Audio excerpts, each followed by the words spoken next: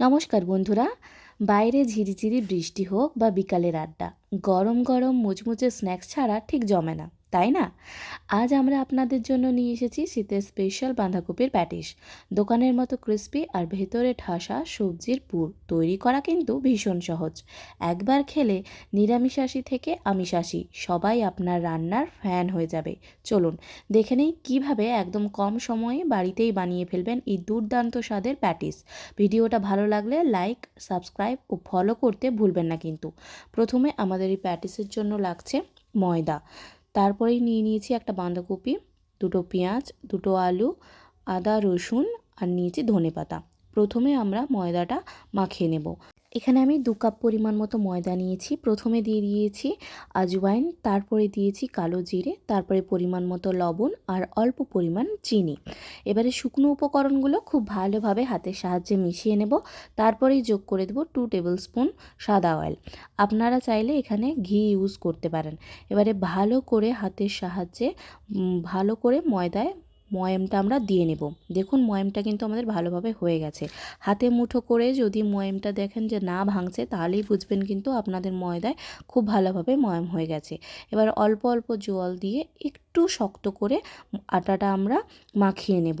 ময়দাটা মাখিয়ে নেওয়ার পর উপর থেকে তেল দিয়ে এটাকে আমরা 15 থেকে 20 মিনিটের জন্য রেস্টে রেখে দেব। যতক্ষণ এটা রেস্টে আছে ততক্ষণ চলুন আমরা বাকি কাজগুলো করে ফেলি। প্রথমে আমরা কেটে ফেলব প্যাটিসের জন্য বাঁধাকপি।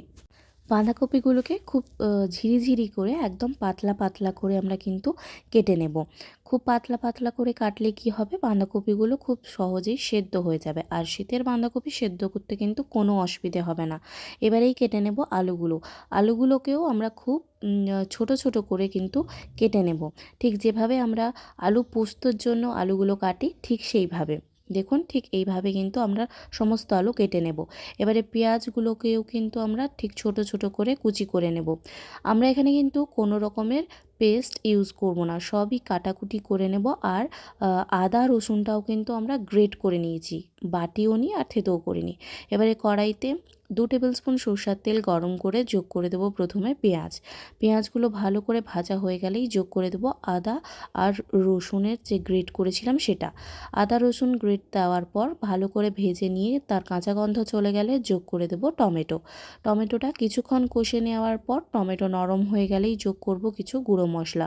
প্রথমেই দিয়ে দেব কাশ্মীরি লঙ্কার গুঁড়ো 1 চামচ, তারপরে হলুদ গুঁড়ো 1 চামচ, 1 চামচ জিরের গুঁড়ো।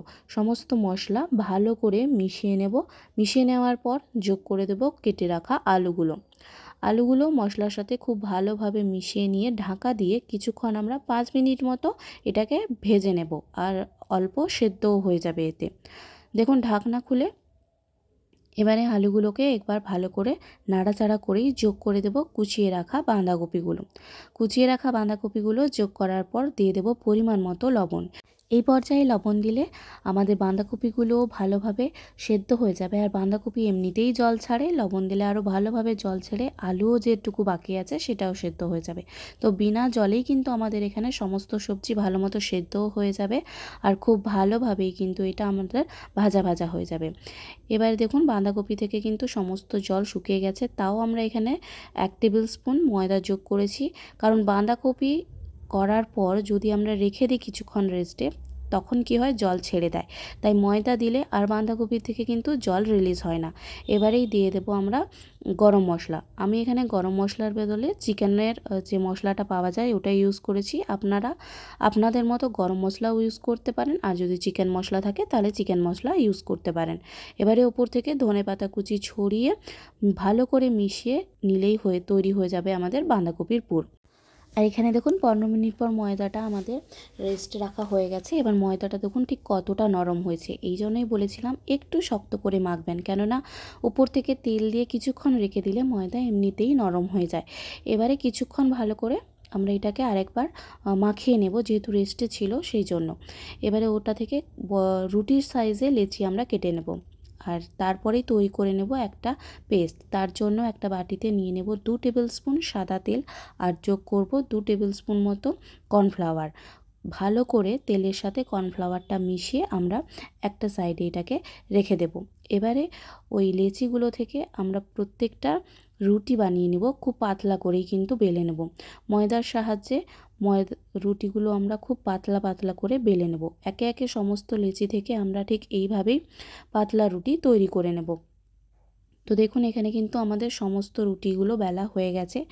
এবারে এক একটা রুটি আমরা প্যাটিসের জন্য রেডি করে নেব। প্রথমে একটা রুটি দিয়ে তার উপরে ওই যে তৈরি করে রাখা পেস্টটা দিয়ে হাতের সাহায্যে খুব ভালোভাবে ছড়িয়ে দেব।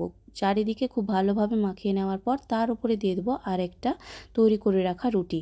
ঠিক এইভাবে আমরা 2 থেকে 3 বার একই রকম কাজ করব। আপনারা যতটা লেয়ার পছন্দ করেন, আপনারা যদি 3টা বা 4টা লেয়ার বা 5টা লেয়ার পছন্দ করেন, তাহলে বলবো 5টা রুটি দিয়ে এই লেয়ারটা ঠিক এইভাবেই তৈরি করে নিতে। তো আমরা এখানে প্রথমে 4টা রুটি থেকে 5টা দিয়েছিলাম, তারপরে এক সাইড ফোল্ড করে তার উপরে আবার ওই পেস্টটা লাগিয়ে অপর সাইড ফোল্ড করে আরেকবার পেস্ট লাগিয়ে ঠিক এইভাবে ফোল্ড করেই কিন্তু আরেকবার আমরা বেলে নেব। চৌকো সাইজের হয়ে গেলে আরেকবার এটাকে খুব ভালোভাবে বেলে নেব, পাতলা করে বেলে নেব। পাতলা করে বেলে নেওয়ার পর ছুরির সাহায্যে বা পিৎজা কাটার থাকলে পিৎজা কাটারের সাহায্যে এটাকে আমরা চৌকো করে কেটে নেব। দেখুন ঠিক এইভাবেই কিন্তু চৌকো করে আমাদের কেটে নিতে হবে।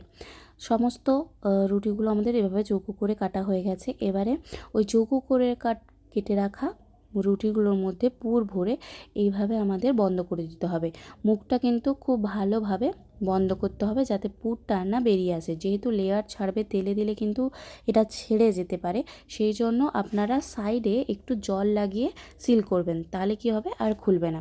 এবারে কড়াইতে তেল গরম করে, তেলটা কিন্তু বেশি গরম হবে না, লো টু মিডিয়াম ফ্লেমে রেখে তেলটা মিডিয়াম গরম হওয়ার পরেই কিন্তু আমরা প্যাটিসগুলো ছাড়বো। তারপরে লো ফ্লেমে এটাকে নাড়াচাড়া করে লাল করে ভেজে তুলে নেব। তো দেখুন কত সুন্দরভাবে আমাদের প্রত্যেকটা প্যাটিস হয়ে গেছে আর প্রত্যেকটা লেয়ার কিন্তু ছেড়ে গেছে। তো ব্যাস তৈরি হয়ে গেল আমাদের গরম গরম মুচমুচে বাঁধাকপি প্যাটিস। তো দেখলেন তো বাড়িতে থাকা সাধারণ কিছু উপকরণ দিয়ে কত সহজেই দোকানের মতো স্ন্যাক্স বানানো যায়। আশা করি আজকের এই রেসিপিটি আপনাদের খুব ভালো লেগেছে। বাড়িতে অবশ্যই ট্রাই করবেন আর কেমন হলো সেটা নিচে কমেন্টে জানাতে একদম ভুলবেন না। আমরা কিন্তু আপনাদের কমেন্টের অপেক্ষায় থাকব।